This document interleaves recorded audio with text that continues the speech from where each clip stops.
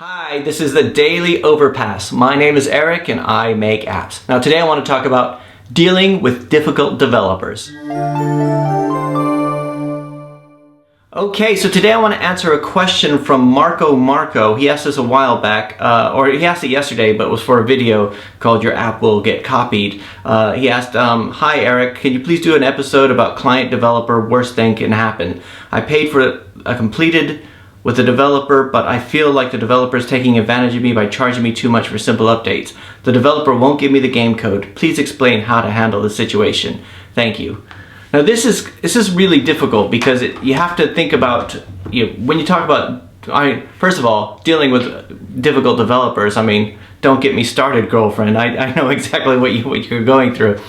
So whenever you have the client developer relationship, it's always got lots. It could always has a potential to have lots of problems because you have two parties that want to trust each other but not sure if they can. So you have the client who wants to give the work to the developer. They don't know if the developer is going to fleece them or not do the work or do a bad job. Maybe they don't know how to do it properly. And then you have the developer. They don't know whether or not they're going to get paid. They don't know if the client's going to come with lots of additional changes and stuff afterwards. So there's two sides to look at this, but today let's focus on the developer.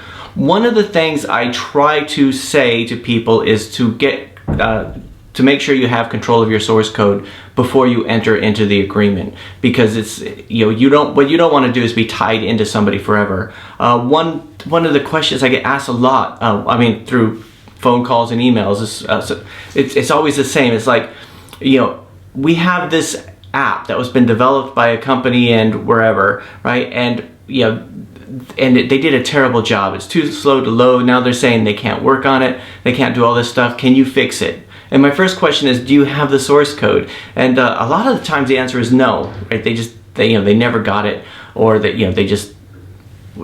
or it might still be in development, so they have no access to it. So what I try to do is, when I start off with getting someone to develop my own apps, is make sure that I have access to the source code early on. But that's not always possible, because you have to think about it from the developer's point of view. If they give you access to the source code through every step of the way, how do they know you're not just going to take it, compile it, and then release it yourself? I mean, odds are you won't. Odds are you don't even know how. But that's a fear that they have. So one of the little bit of security they have is that they own that source code, or they do until the end of the project. So if you're doing like fixed price projects, a lot of times they'll hold on to it till the end, which is fine. So, but it's good to have a look into that and just see if it's possible to get access to the code. Usually when we charge for our projects, it's 25% up front, 25% at end of development, and 50% at go live, with a short warranty period afterwards. It's like a 30-day warranty period. So if anything goes wrong, any bugs or anything like that, we'll fix it. And those are bugs, not enhancements. So that's the way we work. And I think thinking about changing it, because it goes 25, 25, and 50. But now that would made sense when iTunes took 2 weeks, possibly a month if you got rejected the first time. Then so we would go development and then wait for iTunes to approve and then finally do the final invoice. But yeah, we might change that going forward. But then at that point, after the final invoice is paid, then I'll release the source code. And one thing to keep in mind when you get the source code is also get the key store. If it's an Android app, make sure you get the key store file, because without that, you can't release another version of the app, no matter who you go with.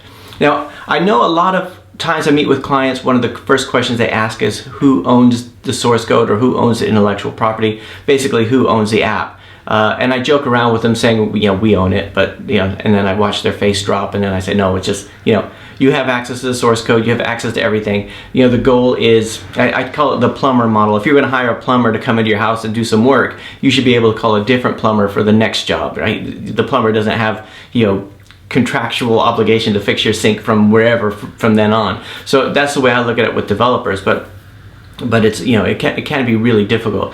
Try to get access to that source code. And I know sometimes, and also at times, developers might use their own proprietary code within the source code, which you want to find out early on, right? You want to make sure that if you're getting an app developed, you want to have full ownership of the source code, so that they can give it to you, and then you can also where if you could compile it yourself. You could give it to another developer. You know, ideally that's the situation, right? So you get the app developed, but you want to be able to go to another developer afterwards. And you know, they may or may not touch it. Like I said, when people say, you know, I hired a developer, they made a total mess of this project, can you fix it? And it's, you know, from a developer point of view, for those of you developers out there, you know what it's like to go in and look at somebody's existing code, and just, you know, it's like cleaning someone's room. You're like, I don't know, you know, I don't know what any of this stuff is. I don't know what this means, you know, and it's just, you know, there's no order here. But you know, and I always used to say when I was working like contracts and investment banks, is that a good developer can take a bad project and fix it. Like, just know where, like a field medic. Like, you got the field medic and the surgeons. The surgeons will say, you know, I need to rewrite the whole thing, right? Which is probably the best thing in the long run. The field medic will say, okay, we just need to put a little if statement here, which is messy, it's inelegant, but that'll get it running and all that kind of stuff. You know, just sort of patch it up. And I've done a lot of patch up jobs in my life. You know, I used to joke that I was a closer because it seems like I never started any projects. I was always coming in at the end and fixing it up. And most projects also get to the point where they're 90% completed for, like, you know, 100% of the time. So when somebody says, oh, can you have a look at this project? It's 90% completed. We just need you to do the last 10%. And then you give them a quote that's like possibly higher than they said before. It's because it's not 90% of the way there. It's those little fine points that, you know, take a lot of time and all that extra testing and stuff like that. Anyway, I hope that answers your question a little bit. I'm afraid there's not much you can do if you can't get hold of the source code. I would say that you know, find out what you have to do. You know, if you can't do anything with them, you have other options at your disposal. You have social media. You can put a bad review on a website. There's things like that, which gets messy. And I've you know, thought about doing stuff like that before too, where, you know, you don't, you know, if you feel like they have all the power, a lot of the times they don't. They're going to have other clients that are looking for them. They're going to look for recommendations, all that kind of stuff. And there's lots of things that you can offer, you know, to get hold of that source code. Say, look, we got off to a bad start. You know, I'd love to give you a good review. I would love to give you a nice testimonial for your website. All right, I want to get this thing live, and you know, and it would be a good profile. Or sorry, yeah, like a good portfolio piece for you guys when you're talking to new clients. So anyway, that's it for today. Really difficult situation. One of these days I'll talk about the other side of it, which is dealing with difficult clients, because that's also difficult from the other side. And both sides usually, you know, it's just, you know, you have to understand the motivations of the other side sometimes. A lot of times they're not out to screw you. They're just, you know, they're trying to protect themselves. And maybe, and it could also be the fact that, you know, during the initial development, when you say asking for changes costs too much, it could be that initial development took way longer than they thought it would, and they lost a lot of money on it, and they're trying to recoup some of those losses. So yeah, get access to that source code, talk to somebody else. It's only when you're able to talk to other developers and start pricing things like that that you have any power in the relationship. So you can see, you know, okay, this, you know, this company seems like they're charging too much. This company says they could do it for less. This company says it would cost a lot more. So, you know, it's only when you have access to that you can actually figure that out. Anyway, that's it for today. I'll talk to you guys tomorrow.